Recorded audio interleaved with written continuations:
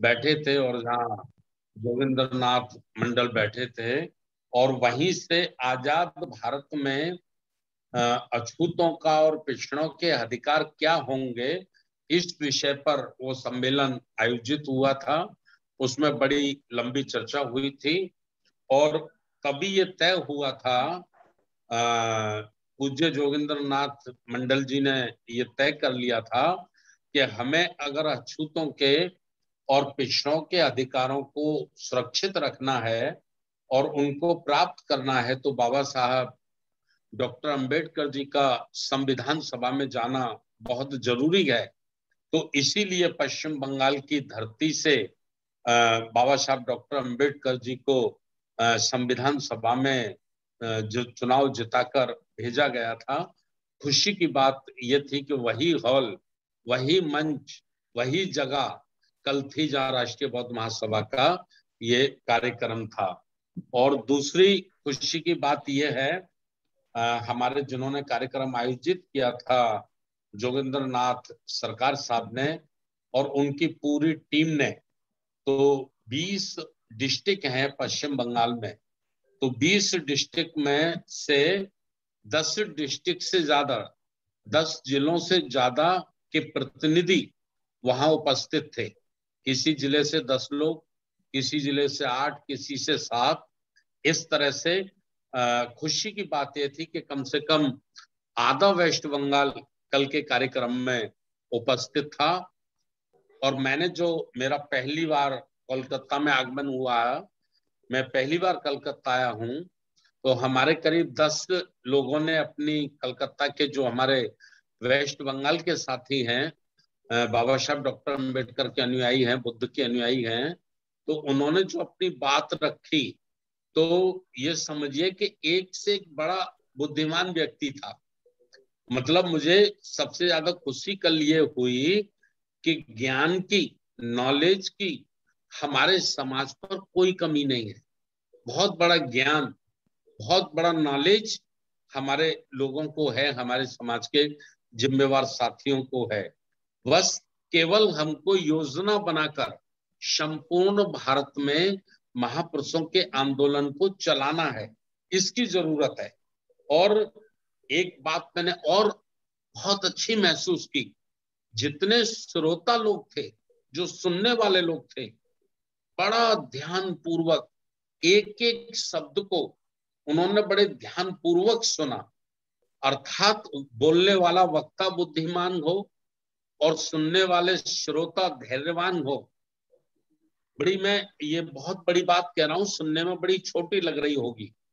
बोलने वाले वक्ता बुद्धिमान हो और सुनने वाले श्रोता धैर्यवान हो, तो ये बहुत बड़ी ताकत इसकी मिला के खड़ी की जा सकती है।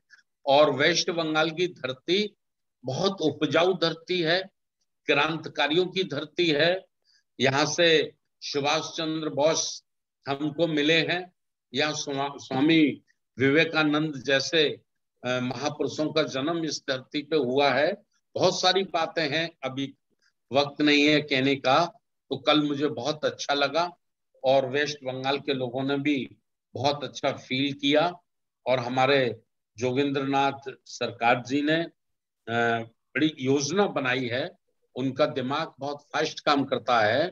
और पीयूष गाइन साहब हमारे जो पुराने साथी हैं, उन्होंने संचालन किया था। तो ये सब साथी, मुझे लगता है कि वेस्ट बंगाल भी बहुत जल्दी बड़ी तेजी से आरबीएम के माध्यम से या आरबीएम के नेतृत्व में बहुत तेजी से प्रगति करेगा। ये मैं खुशी की बात आप लोगों को बताना चाहता हूं। बहुत बहुत धन्यवाद। नमो बुद्धाय। जय भीम। जय भीम। साहब ने बहुत ही अच्छी जानकारी दी, तो किस प्रकार से पश्चिम बंगाल में हो रहा है हमारे आरबीएम कार्यक्रम। तो अब राष्ट्रीय कार्यवाहक श्री बादल सिंह बोस जी 2 शब्द कहेंगे में। जी, बहुत बहुत साधुवाद। सभी गुरुओं महापुरुषों को सादर नमन करते हुए आज के कार्यक्रम के अध्यक्ष साहब और हमारे संस्थापक महोदय, सभी सचिव महासचिव महोदय, और उपस्थित सभी साथीगण, आज के जो आर्टिकल रहे हैं बहुत विस्तार से साथ में समझाए हैं और हमारे संस्थापक जी द्वारा पश्चिम बंगाल की जो महत्वपूर्ण मीटिंग हुई है, अब हम स्टेट बार बढ़ते जा रहे हैं। इस शक्ति की एहसास आने वाले समय में हमारे साथियों को होगी कि शक्ति धीरे धीरे समाज के लिए काम करेगी और सभी साथियों का इसमें योगदान है। इस योगदान को हमेशा इसी प्रकार बनाए रखने के लिए सभी साथियों का मैं बहुत बहुत आभार करता हूँ। नमो बुद्धाय, जय भीम। अब सभ्य सत्ता के लिए मैं सभी साथियों के माइक ओपन कर रहा हूँ। सभी साथी अपनी माइक रीओपन कर लें, पुनः ओपन कर लें, बंद हो जाते हैं। एक साथ एक स्वर में बोलते हैं हम, सभ्य सत्ता। सभ्य सत्ता सुखी होन्तु, सभ्य होन्तु चक्षेमिनो, सभ्य भद्राणि पश्यन्तु, मा किञ्चित् दुःखमागमात्। सभ्य सत्ता सुखी होन्तु, सभ्य होन्तु चक्षेमिनो, सभ्य भद्राणि पश्यन्तु, मा किञ्चित् दुःखमागमात्। सभ्य सत्ता सुखी होन्तु, सभ्य होन्तु चक्षेमिनो, सभ्य भद्राणि पश्यन्तु, मा किञ्चित् दुःखमागमात्। साधु साधु साधु नमामि नमामि नमामि।